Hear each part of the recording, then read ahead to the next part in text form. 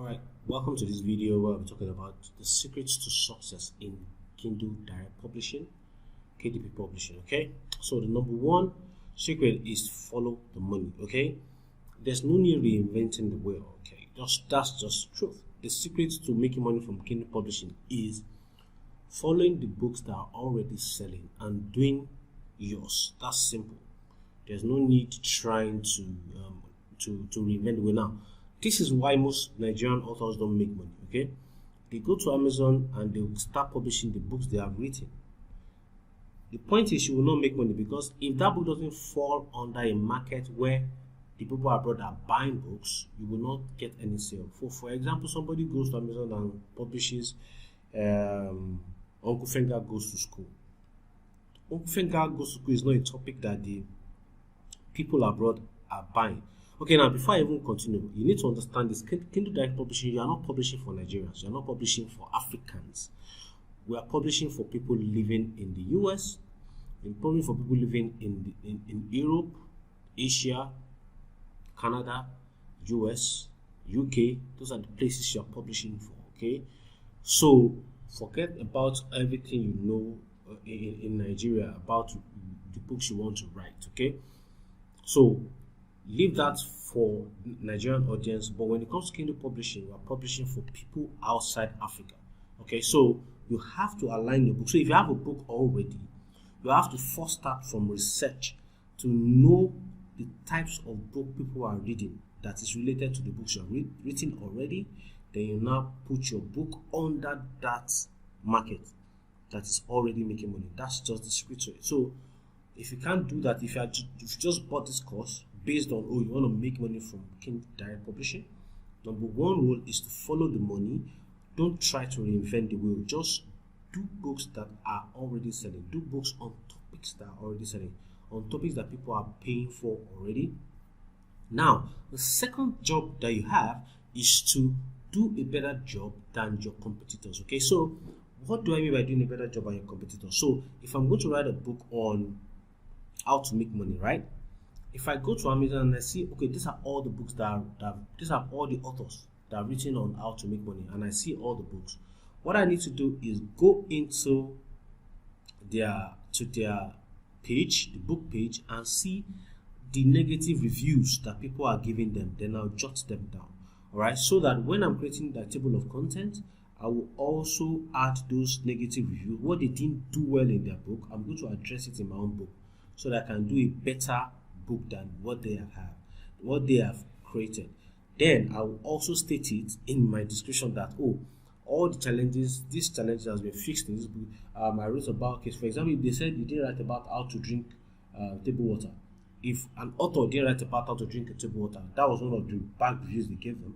I'm going to write it in my own table of content, how to drink table of water, so that they can know that, okay, these guys know what they are doing and they've done a better job than all the books that are selling. Okay, that's for that. Then do a better book cover. Always try to do a better book cover, or try to do a cover that can compete with other book covers that are already selling. Okay, that's the idea. You are not trying to reinvent the wheel, like I told you, except you are very good with graphics and you understand color combination, you understand color, you understand the meaning of colors and all that. You can try to do a better cover. But for people like me and you that are just want to make money from Kindle publishing, always try to see what the thing that is working already on Kindle, then replicate it or do something better than what you are seeing. Because there's some niches, there's some places you go, there's some categories you go to on Amazon and you realize that the book covers are really bad,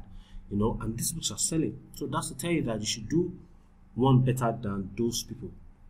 Like I said already, don't try to reinvent the wheel, just follow the money. Okay, so do more of what's working for you. I said that in the mindset video earlier. I said do what's working for you, so which I talked about. I said the vertical income growth. Okay, so if you're doing vertical, that means you are just sticking with the ones that are working for you and you are creating more books. Okay, for example, chicken recipe is working for me.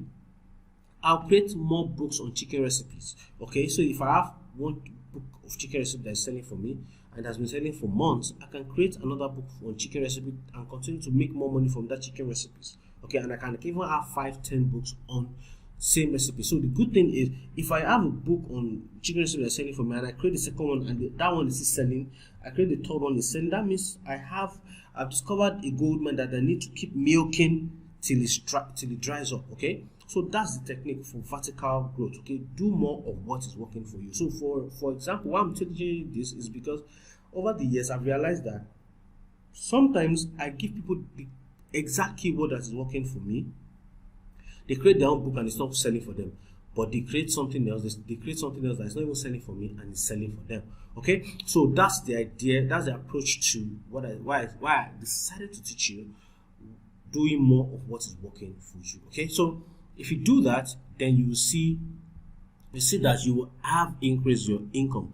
So these are my 5 secrets to success in KDP publishing. So I'm just going to go into the lingos of KDP publishing. So number 1, you hear people saying royalties.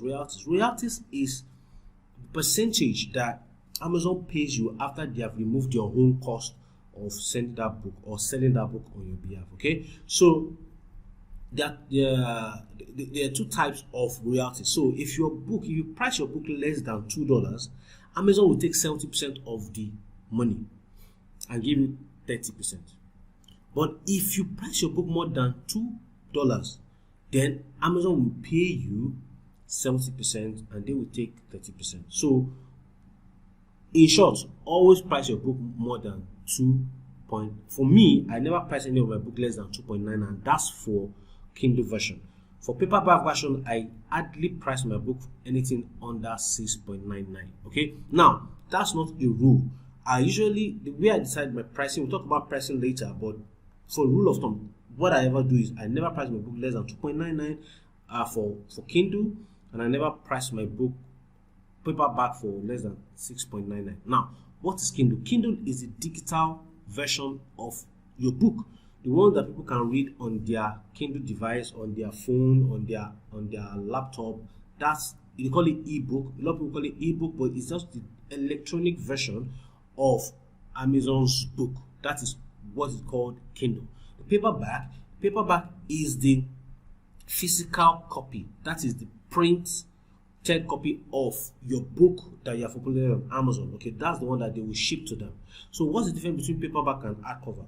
Paperback comes with a paperback, that's what they call it, paperback. It comes with the back with the cover that is soft, it's not hard.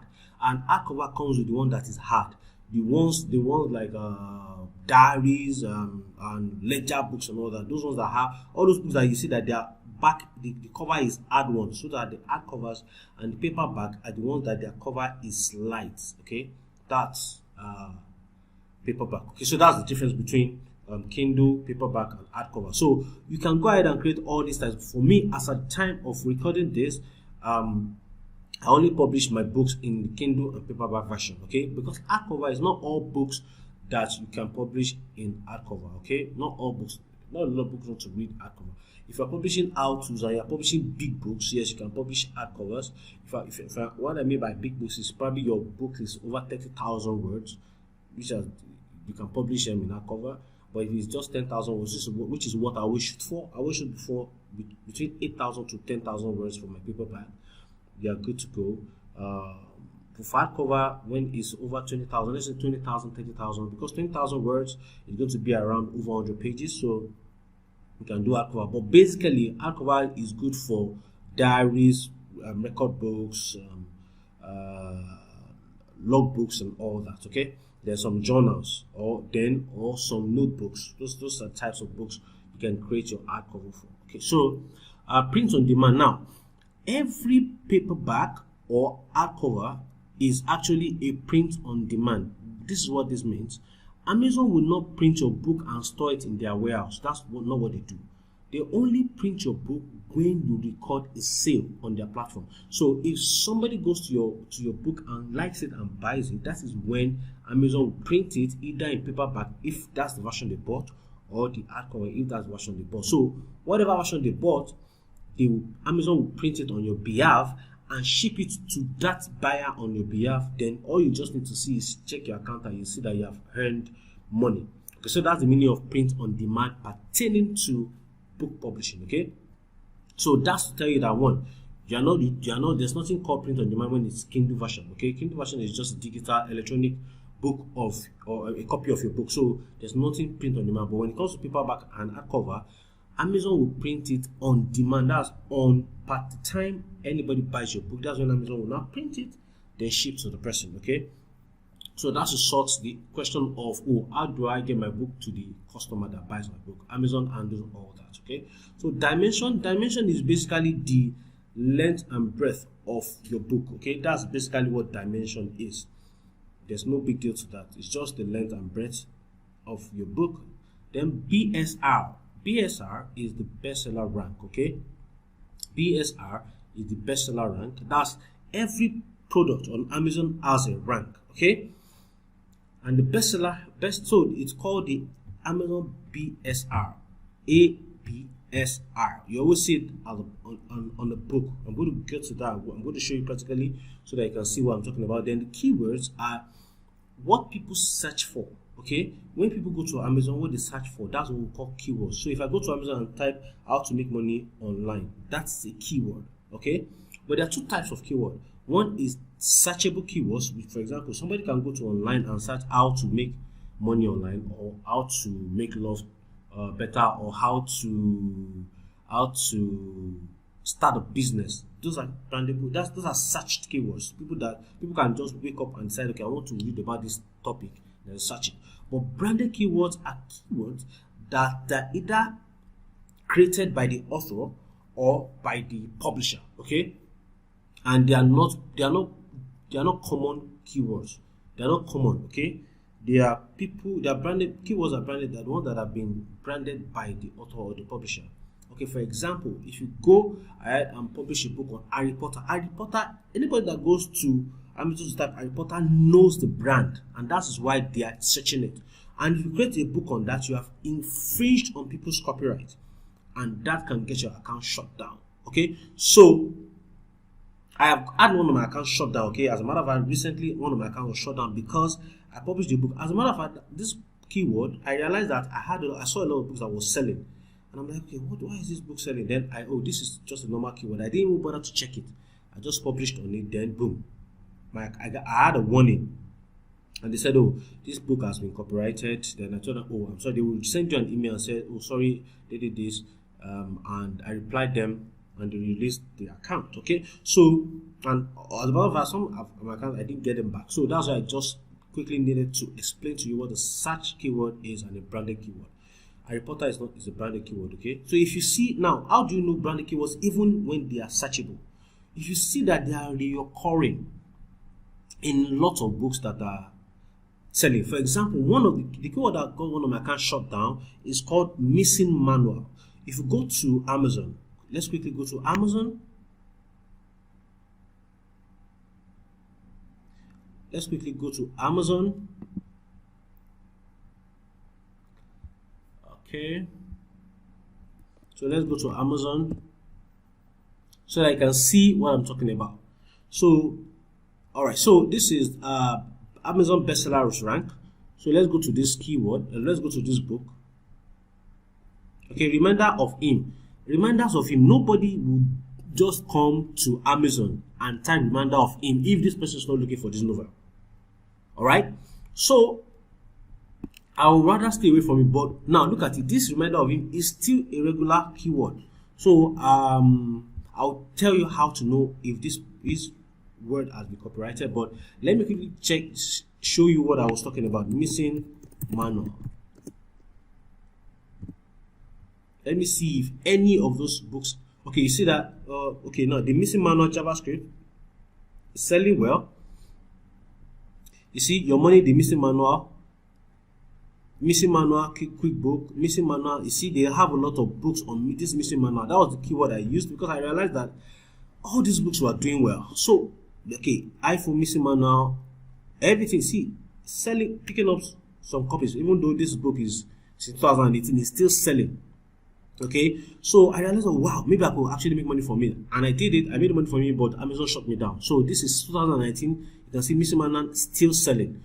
All the books still selling. Even these books are old. 2014 is still selling. The Missing Manual. So the Missing Manual is is a branded keyword. That's why you need to stay away from it. Now, but how do I ascertain these branded keywords? Okay, so let's go back to our slide and you see how I get to know these branded keywords. So you go to this site, tmsearch.uspto.gov or trademarkia.com, and you search for that keyword. So let's go to TM search and you click on this basic word mark search. Then let's type missing manual. You see, that's missing manual. Then you check the life and death plural singular. Just put it there. Then click on submit query. Then you will see that it's live here. See, the missing manual is live. Then the missing owner's manual is dead. So that's to tell me that if I go for this missing owner's manual, I can actually make some money from it, even though I'm still going to be raking in some some juice from the missing manual. Okay, so let's go to Trademark here. Okay, you can see them. They're always coming up on my system because I use them often. So let's go here and type missing manual. Oh shit. Okay, so this is missing manual, and as you can see, okay, so you can see it's registered and renewed. So that's what this one has expired. It has been abandoned. You can see it has been abandoned. It's dead. You can see mark red is dead, famous is blue, life is green. So you can see. So that's tell us to stay away from this keyword. So if you come across any keyword that looks like a searchable keyword but is popular, then just go and search and be sure you're on the safer side. So let's check that what they call it. Let's go back to reminders of PIM. Let's check reminders of PIM.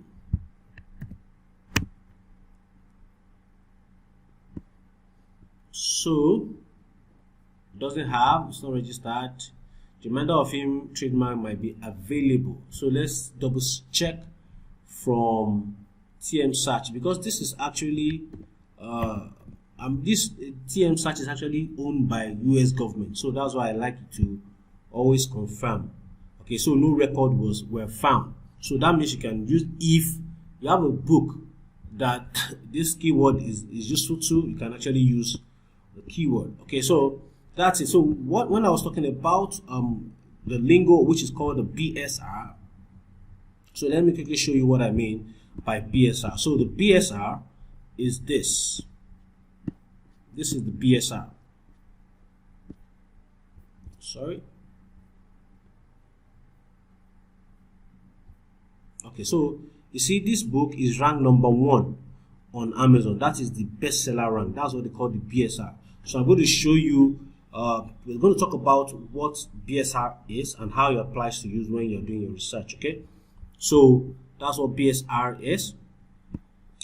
Then you know what keywords BSR, we've addressed it. Then we've addressed search keywords or branded keywords. So how to avoid branded keywords, which is copyright or a trademark keyword. Visit this website and do a search on that keyword to be sure you're safe. If it's not safe, stay away from it so that to avoid your account from being shut down. Okay, so let me put that into this video, then we'll continue on in the next video.